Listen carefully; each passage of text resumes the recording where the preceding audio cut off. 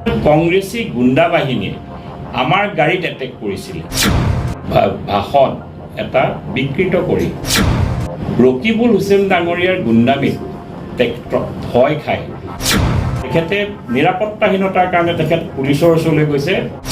প্ৰয়োগ কৰি পুলিচক প্ৰয়োগ কৰি পেলাই গুণ্ডা বাহিনী লগাই ষ্টন পেল্টিঙৰ দ্বাৰা কাম ভাৰতীয় জনতা পাৰ্টীয়ে নকৰে। নগাঁও চহৰত ৰিফ্ৰেস্কো বুলি এখন হোটেলত ভাৰতীয় জনতা পাৰ্টীলৈ চামগুৰি সমষ্টিৰ বহুসংখ্যক লোকে আহি যোগদান কৰিছিলে। সেই যোগদান মিটিংখনত মোৰ এটা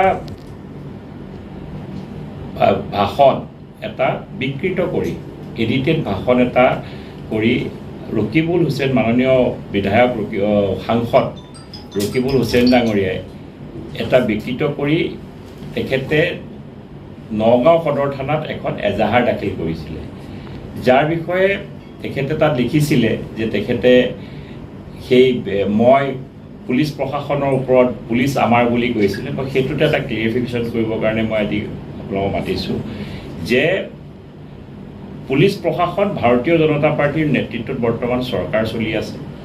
মই সেই বাক্যটোত এইকাৰণেই কৈছিলোঁ যে যিসকল লোকে আহি ভাৰতীয় জনতা পাৰ্টীত সেইদিনা যোগদান কৰিছিলে সেই লোকসকল ৰকিবুল হুছেইন ডাঙৰীয়াৰ গুণ্ডামীত ভয় খায় কম্পমান হৈ তেওঁলোকে কংগ্ৰেছ ত্যাগ কৰিলে। আৰু কংগ্ৰেছৰ ব্যক্তি আছিলে, তেওঁলোকে এইকাৰণে কংগ্ৰেছ ত্যাগ কৰিছে যে তেওঁক এইকাৰণে ভয় খুৱায় যে আমাৰ চৰকাৰ আহিব, মোৰ ল'ৰা বিধায়ক জিকা পালে তোক মই জেলত সোমোৱাই দিম।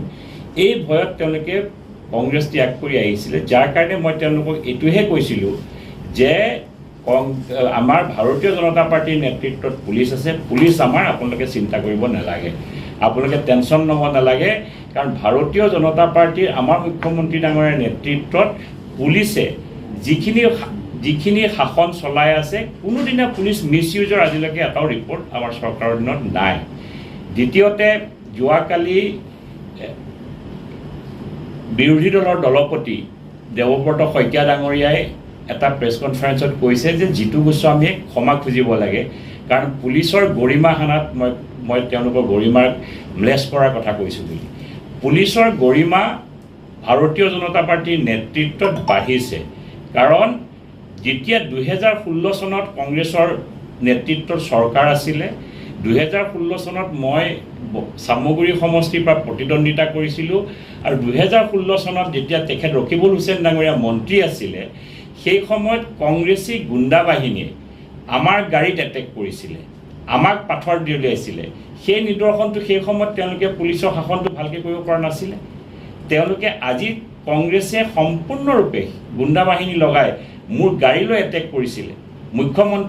বৰ্তমান মুখ্যমন্ত্ৰী ডাঙৰীয়া সেই সময়ত তেখেতে মোৰ তাতে কেম্পেইনিং কৰিব যাওঁতে চামগুৰিত তেখেতৰ মোৰ মাজলৈ পাথৰ দলিয়াইছিলে। এই কামখিনি কংগ্ৰেছৰ দিনত হৈছিলে। ক্ষমা কংগ্ৰেছেই খুজিব লাগে, কাৰণ আজিলৈকে 2016 চনৰ পাছত কংগ্ৰেছৰ চৰকাৰ নোহোৱাৰ পাছত 2021 চনত নিৰ্বাচন হৈছে, তাততো কোনো ধৰণৰ তেনেকুৱা ঘটনা, বিক্ষিপ্ত ঘটনা চামগুৰি সমষ্টিত হোৱা নাই। 2024 চনত লোকসভা নিৰ্বাচন হৈ গ'ল, তাততো তেনেকুৱা ধৰণৰ বিক্ষিপ্ত ঘটনা, ষ্টন পেল্টিঙৰ দৰে ঘটনাটো হোৱা নাই। কি কাৰণে হোৱা নাছিলে? কাৰণ কংগ্ৰেছৰ দিনত এইবিলাক হৈছিলে, কংগ্ৰেছে অপপ্ৰয়োগ কৰিছিলে ৰাজনীতিত।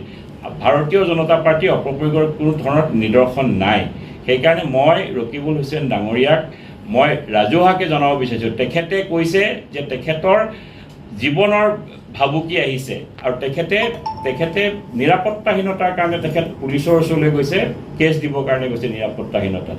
তেখেতে নিৰাপত্তাহীনতাত ভুগিবলগীয়া হোৱাৰ কাৰণটো কি? তেখেতে যে নিৰাপত্তাহীনতাত ভুগিবলগীয়া আছে, তেখেতৰ নিজৰ সমষ্টিত তেখেতেতো 4বাৰ MLA, 4বাৰ বিধায়ক যদি এটা সমষ্টিত নিৰাপত্তাহীনতাত ভুগিবলগীয়া হয়, তাতকৈ আৰু লাজৰ কথা কি থাকিব? মই ৰকিবুল হুছেইন ডাঙৰীয়াক কৈছোঁ, আপোনাৰ নিৰাপত্তাৰ দায়িত্ব চিন্তা কৰিব নালাগে, কাৰণ ভাৰতীয় জনতা পাৰ্টীৰ নেতৃত্বত চৰকাৰ থকা সময়ত পুলিচক প্ৰয়োগ কৰি পেলাই গুণ্ডা বাহিনী লগাই ষ্টন পেল্টিঙৰ দ্বাৰা কাম ভাৰতীয় জনতা পাৰ্টীয়ে নকৰে।